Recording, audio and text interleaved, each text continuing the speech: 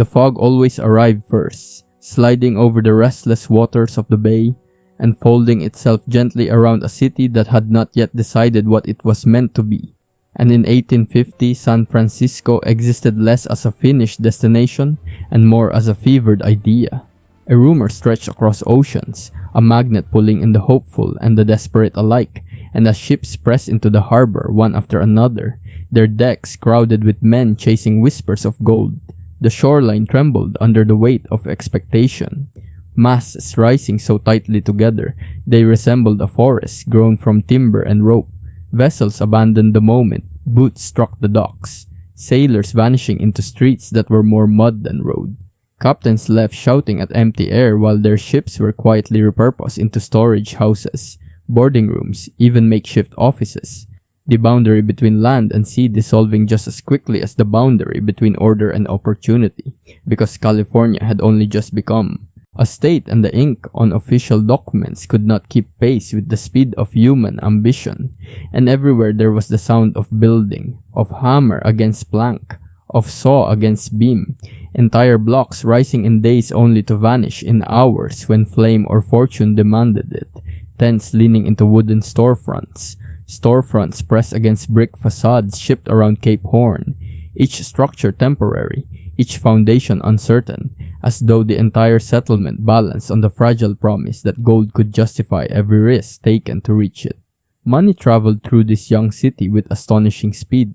Gold dust measured on pocket scales beneath the glow of oil lamps, fortunes won and lost between dusk and dawn, gambling halls radiating warmth and noise into the damp night air, laughter erupting from open doors while dice clattered and cards snapped sharply against worn tables. Men who had never commanded more than a modest wage suddenly finding themselves surrounded by admirers buying silk waistcoats and imported champagne before sunrise, yet just beyond the lantern light, others slipped into shadow with empty pockets and hollow eyes, realizing too late that luck was as unstable as the muddy streets beneath their boots, and in the absence of a fully formed police force, authority drifted like the fog itself, present one moment and gone the next, leaving space for petty theft to evolve into calculated enterprise, missing coin purses dismissed at first as carelessness, shipments along the waterfront quietly redirected, manifests altered with confident strokes of ink, because a city constructed overnight had not yet learned how to guard its own arteries of trade, and among the thousands of men crowding its boarding houses and saloons, there emerged networks that operated not with chaos but with precision, watching, waiting, identifying vulnerabilities in a system still sketching its outline. The imbalance between men and women reshaped daily life in ways both visible and subtle. Boarding houses transformed into parlors, parlors draped in velvet and lamplight, conversations rehearsed, laughter measured, companionship negotiated as carefully as mining claims. Some women arriving with ambitions of independence, others navigating survival within a marketplace that offered profit at a cost, and though scandal clung to certain streets like perfume, these establishments were as much a part of the city's economic machinery as the docks or the assay offices, because in a place where fortune could evaporate by morning, comfort and distraction were commodities no less valuable than gold itself, and newspapers fed on this volatile mixture of ambition and vice, printing bold headlines that transformed rumor into spectacle, editors aware that fear and fascination sold as effectively as any advertisement, naming suspected thieves before trials convened, chronicling disputes in language that blurred the line between fact and theater, turning ordinary quarrels into citywide dramas consumed over breakfast coffee while outside carpenters hammered new beams into structures that might not survive the week.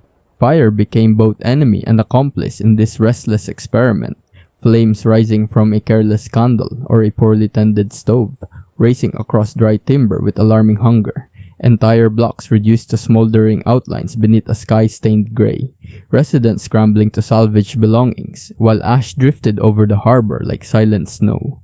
And in the aftermath, suspicion smoldered just as fiercely, whispers that certain blazes erupted too conveniently, that chaos provided cover for looting or cleared competition from the map, rebuilding contracts awarded swiftly, Fortunes reshaped in the wake of destruction, because disaster in San Francisco often carried opportunity within it, and as frustration with official channels grew, citizens formed vigilance committees in dimly lit rooms above storefronts, gathering not out of patience but urgency, debating names, evidence, reputations, claiming the mantle of justice when courts appeared distant or ineffective, convinced that swift action preserved stability, though critics warned that private judgment risked replacing disorder with another, more concentrated form of power.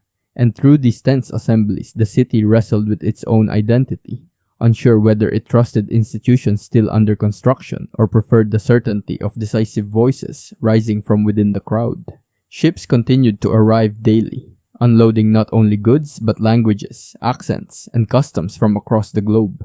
Fortune seekers from the eastern United States rubbing shoulders with immigrants from Latin America, Europe, and Asia.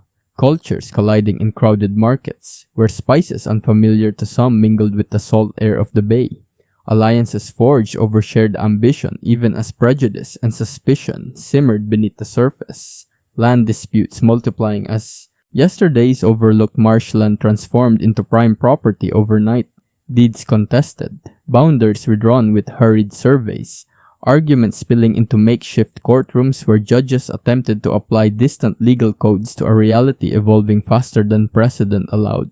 Lawyers recognizing that conflict itself could be lucrative. Contracts drafted hastily in saloons becoming the foundation for lengthy litigation.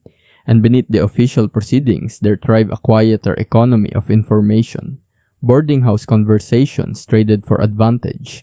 Knowledge of a promising claim or a vulnerable shipment exchanged discreetly. Secrets valued as highly as gold dust, because in a city built on speculation, foresight meant survival. At night, San Francisco seemed to inhale more deeply. Lanterns flickering along narrow streets that climbed steep hills. Music drifting from saloons where pianos competed with laughter. Deals whispered behind closed doors. Alliances sealed, with handshakes firm yet cautious. Because trust here was provisional, shaped by circumstance and tested by opportunity. And even those who prospered understood that wealth offered no permanent shield against volatility.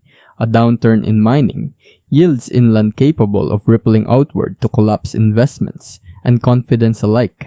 Panic spreading with alarming speed through a population conditioned to expect both triumph and disaster in equal measure. Yet amid the turbulence, resilience persisted stubbornly. Shopkeepers reopening days after catastrophe.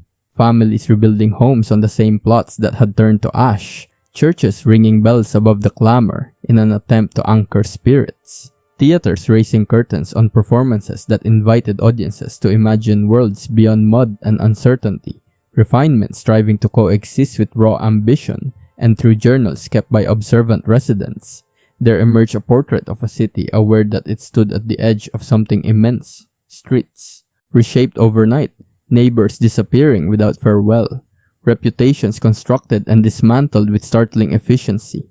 And by the close of that first full year of statehood, San Francisco had reinvented itself multiple times, transformed by fire, by committees, by relentless waves of newcomers who carried both hope and hunger in equal measure, leaving the city suspended between brilliance and blemish, a crucible where opportunity magnified every human impulse, where whores, thieves, and those accused of darker deeds navigated the same shifting landscape as merchants, ministers, and dreamers, all participants in an unfolding experiment beneath the watchful sweep of Pacific fog.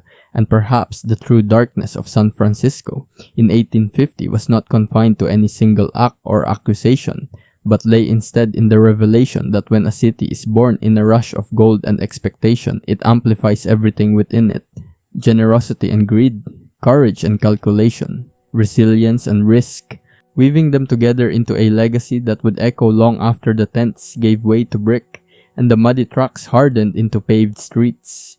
And even now, when the fog rolls across the modern skyline and the harbor grows quiet, one can almost sense the restless heartbeat of that original year. The dice tapping against wood, the murmured debates over justice, the relentless hum of ambition that shaped the city. Learning, almost instantly, how thin the line can be between promise and peril,